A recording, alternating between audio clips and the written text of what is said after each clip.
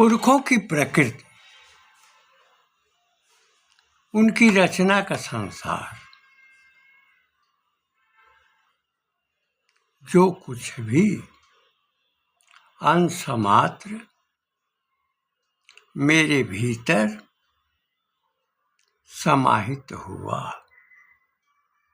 उसको व्यक्त करना हमने सदैव आवश्यक समझा है। गोस्वामी तुलसीदास जी ने यह कहा था जब वो राम के चरित्र का आख्यान करते थे।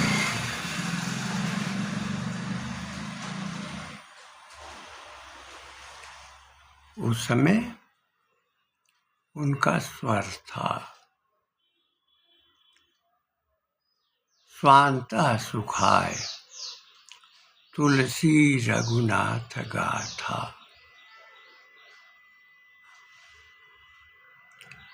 दूसरों के सुख के लिए नहीं, अपने अंतः के सुख के लिए। नाना पुराण निगमागम सम्मतम यद रामायणे निगदितम क्वचिदन्यतोपि स्वांतः सुखाय तुलसी रघुनाथ गाथा भाषा निबद्ध मति मंजुल मातनोति। निगम वेद आगम शास्त्र की सम्मति के अनुसार हमने राम के चरित्र की रचना की, केवल अपने सुख के लिए, अपनी शांति के लिए। तो चाहे आप मेरे चैनल को जिस रूप में लें, लेकिन इसको मैं अपनी स्वाभाविक अभिव्यक्ति, अपने संतोष के लिए करता हूँ।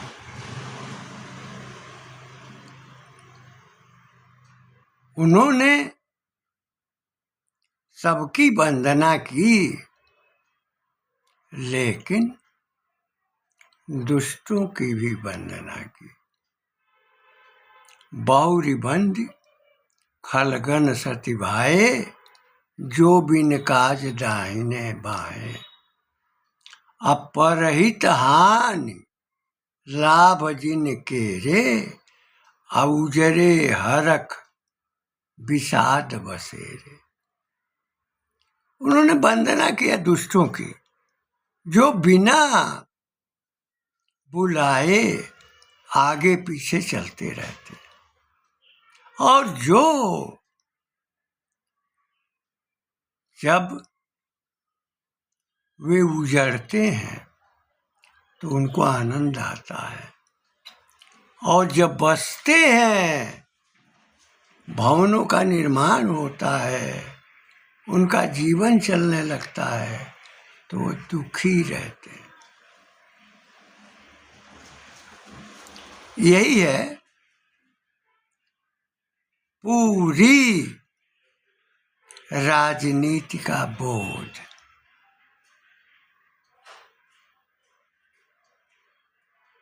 और उनके भीतर एक कवि के उद्गार हैं जो सबके ऊपर लागू हैं। चरण धरत चिंता करत, अचितवत चारि हूँ ओर। चरण धरत चिंता करत, अचितवत चारि हूँ ओर। चरण यानी जब कदम रखता है, पैर रखता है, तो चिंतन करता है, सोचता है और चारों ओर देखता भी है। असुबरन को खोजत फिरत। सुबरन का अर्थ स्वर्ण भी होता है, सुवर्ण का अर्थ सोना भी होता है, असुवर्ण का अर्थ अच्छा वर्ण भी होता है। तो सुवर्ण को खोजत फिरत कवि व्यभिचारी चोर। जब कवि सोचता है, चारों ओर विचारता है, मंथन करता है और पंक्ति में किस प्रकार के शब्द को पिरोया जाए उसके लिए चारों ओर देखता है, सोचता है, विचारता है, जो स्मृति में है उसको लाता है। तो जब छंद का पहला चरण रखता है तो वह शब्द चयन पर ध्यान देता है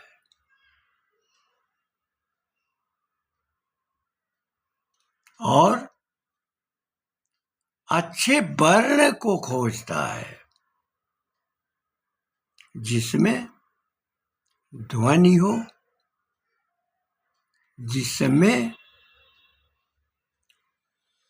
उपदेश हो, जिसमें जन को दिशा का बोध हो और जिनको दोहराने पर उनको आनंद मिले, वह तो कवि होता है। और व्यभिचारी जो रात में खाली घर में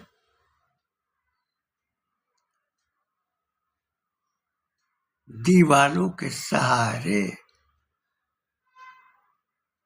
प्रवेश करता है और व्यभिचार करता है,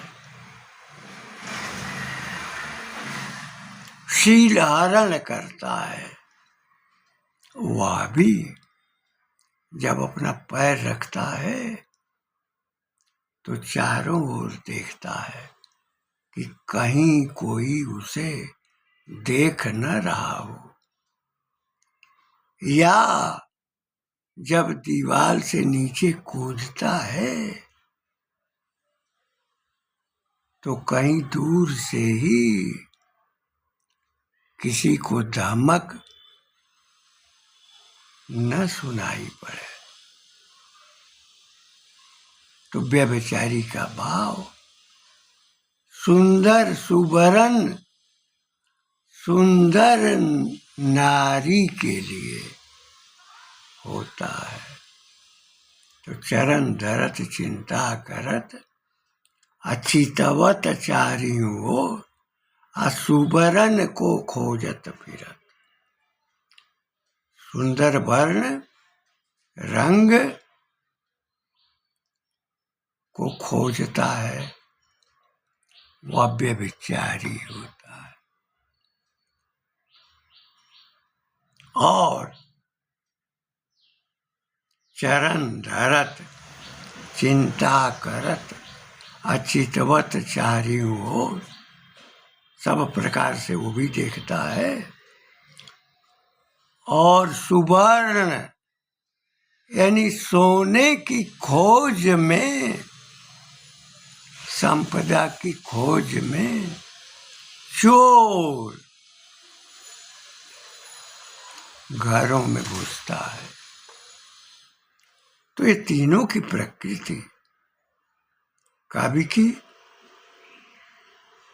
व्यभिचारी की और चोर की, ये व्यभिचारी और चोर राजनीतिक धारा में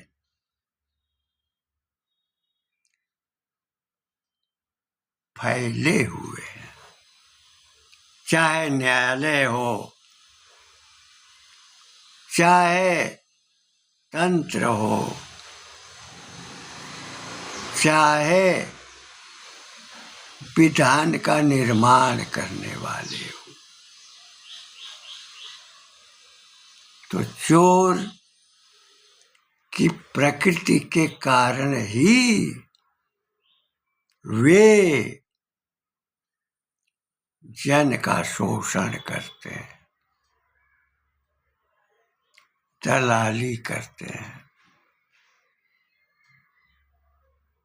और कमीशन खोरी करते हैं। उसी के लिए उनके मन में पद की लालसा होती है। पहले वह लुभाते हैं और सहायता करने की बात कहकर लोगों को गुमराह करते हैं, मत लेते हैं और फिर निर्वाचित होने के बाद विधान मंडलों में कार्यालय से कार्यालय तक उपस्थित होकर लोगों का झूठा या सच्चा काम कराने की बात कहते हैं। उनमें लोलुपता होती है। चोरी की प्रकृति होती है, व्यभिचारी भाव भी होता है, पर स्त्री गमन भी होता है। वे अपनी इच्छाओं की पूर्ति के लिए संस्कारों में परिवर्तन भी करते हैं। जो दूसरों का घर लूटता है, उसका घर तो लूटा जाता ही है। जो दूसरे का परिवार लूटता है, इज्जत लूटता है, उसके परिवार और इज्जत की लूट तो होती ही है। राजनीतिक धारा में पलने वाले, चलने वाले जो लोग हैं, जो ऊंचे स्तर से निचले स्तर तक विद्यमान है, वह किसी बात पर राजनीतिक चाल कह करके अपने आरोप को टाल देते हैं। राजनीति किसी के शोषण का प्रतीक होती है, किसी हत्या की कराने में वह सहायता करती है, किसी अधिकारी को धमका कर अवैध कार्य कराने की चाल होती है।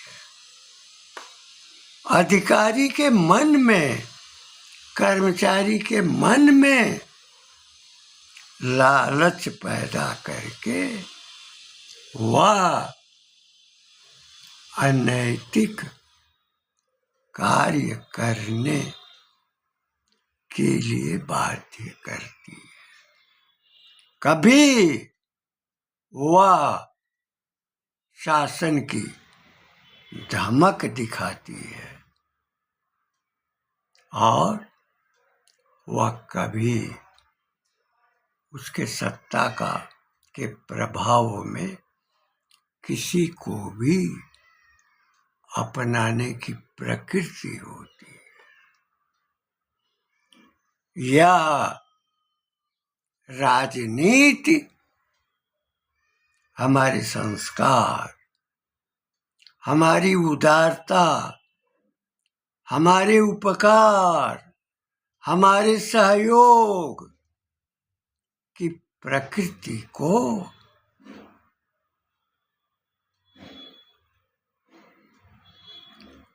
निंदित करने का कार्य इन 65-70 वर्षों के काल से कर रही है। अनजाने, बिना कहे या बिना बताए शोषण करने की प्रकृति उनके भीतर विद्यमान है। वह किसी से भी हाथ मिला सकते हैं। उनके पास न तो कोई सहनशीलता है, न धैर्य है, न एक निष्ठता है, एक विचार है, न उनमें वैचारिक संस्कार है, जिनके लंबे पारिवारिक श्रृंखला में राजनीति घुसी हुई है। वह अपनी पत्नी से भी राजनीति करते हैं, अपनी पुत्री से भी राजनीति करते हैं, अपने पुत्र से भी राजनीति करते हैं, और अपने गांव, अपने आस पड़ोस में भी वो राजनीति करते हैं। तो राजनीति एक स्वरूप में है जो पूरे जन समाज को अपनी कुटिल जाल में उलझा चुका है। ये राजनीति हिंदू मुसलमान में भी की जाती है, ब्राह्मण क्षत्रिय में भी की जाती है, अगड़े पिछड़े में भी की जाती है। जो दलित में की जाती है, शूद्र संवर्ग में भी की जाती है। आपस में जुझाने का काम करने वाले ये राजनीतिक अवधारणा के लोग हैं। देश को देश से लड़ाना ये कुचरों का स्वभाव होता है। पड़ोस में भी राजनीति की जाती है। पड़ोसी के साथ उसी प्रकार का भाव पैदा किया जाता है। जिस व्यक्ति में, जिस शासक में, जिस सत्ता संचालक में, जिस मंत्रदाता में अगर धैर्य नहीं है, दूरदृष्टि नहीं है, दूरत्व का बोध नहीं है, और उसके जीवन में प्रवाह नहीं है, अविरल धारा नहीं है, लुंज पुंज रहने की प्रकृति है, रोज बदलने का स्वभाव है, नित्य प्रति शोषण का भाव है, अपनी सुख सुविधाओं का ध्यान है, मांसाहार की आदत है, पशुओं का बलिदान पक्षियों का शिकार, जंगल में हिरणों का शिकार, उससे मांसाहार, उसका आचरण राजनीतिक धारा से ज्यादा प्रसरित हुआ है। ऐसे राजनेता जो भारत की मिट्टी से पोषित हुए, जिनके पूर्वज पोषित हुए, वे विदेशियों के कूटनीतिक जाल में फंस गए और उन्होंने अपने देश पर आक्रमण करने या प्रतिबंधित करने का संकेत किया। ऐसे देशद्रोही भारत में विद्यमान है, जो राजनीतिक दलों के नेतृत्व में है और उनका पिछवाड़ा चाटने वाले हजारों की तादाद में पंक्तियों में कतारबद्ध कुछ वर्णों वाले लोग हैं, जिन्हें भारत की संस्कृति,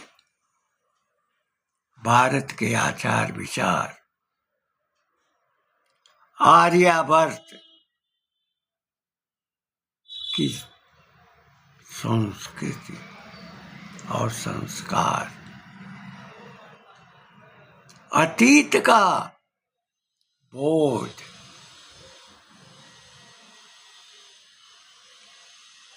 पुरखों के कार्यों का विस्तरण जिन्हें पसंद नहीं है, वे आधुनिक धारा के अंतर्गत इस बात को टाल देते हैं। मुंशी प्रेमचंद का उल्लेख मैं बराबर कर चुका हूं, उनके गोदान का मेहता ने जिक्र किया था। नारी स्वतंत्रता का आंदोलन खड़ा करने वाली मालती के सम्मेलन को संबोधित करते हुए उन्होंने कहा था कि तुम उस घर को छोड़ना चाहती हो जहां संस्कार बनते हैं, और उस कारखाने में जाना चाहती हो जहां मनुष्य का भाग्य पीसा जाता है। इसके अनंतर वो कहते हैं,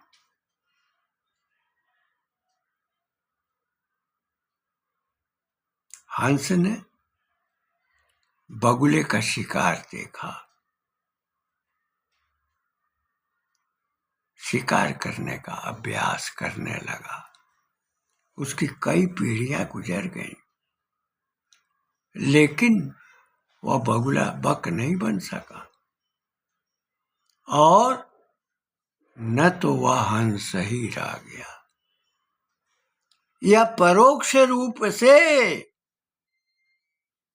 नारी स्वतंत्रता का आंदोलन चलाने वाली महिलाओं से संबंधित था कि तुम यूरोपीय बनने की होड़ में हो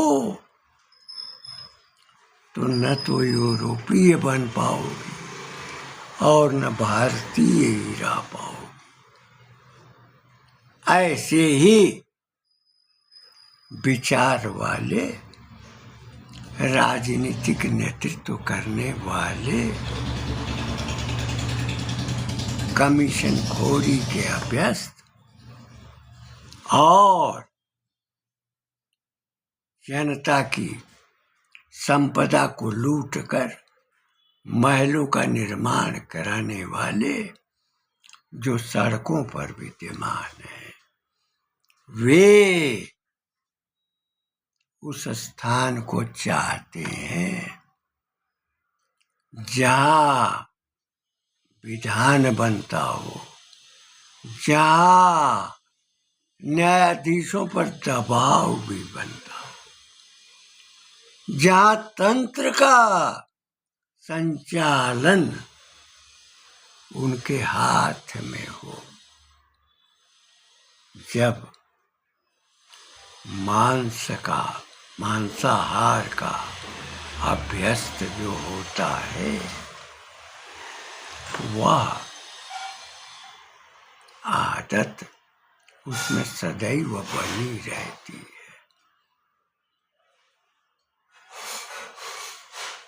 जो दूसरों का रक्त चूसता है और पीता है, उसकी आदत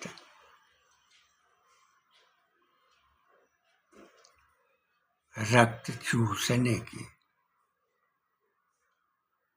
बनी रहती है। ये परंपरागत रूप में होती है।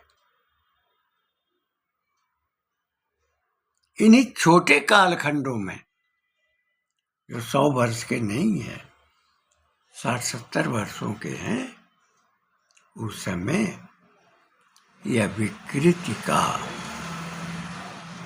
प्रसार हुआ है। वर्तमान नेतृत्व को, जिसमें देश के प्रति भावबोध है, राष्ट्र का संस्कार है और राष्ट्र के वैभव के लिए जिनका संस्कार बहुगुणित हुआ है, विस्तरित हुआ है, सत्ता उनके हाथों में है, संचालन में प्रवीणता है, दृढ़ता है, धैर्य भी है, क्षमा भी है, दया भी है, दान भी है। अपनी वाणी को विराम देते हुए मैं यह कहना चाहता हूँ कि भारत माता अमर रहे, चाहे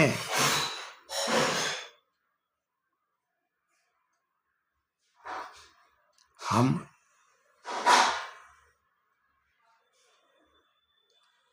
दो चार दिन ही रहे, लेकिन हमारी पीढ़ियां सदैव भारत माता के वैभव, राष्ट्र के वैभव, संस्कृति के विकास और प्रवाह में सतत संलग्न रहेंगी।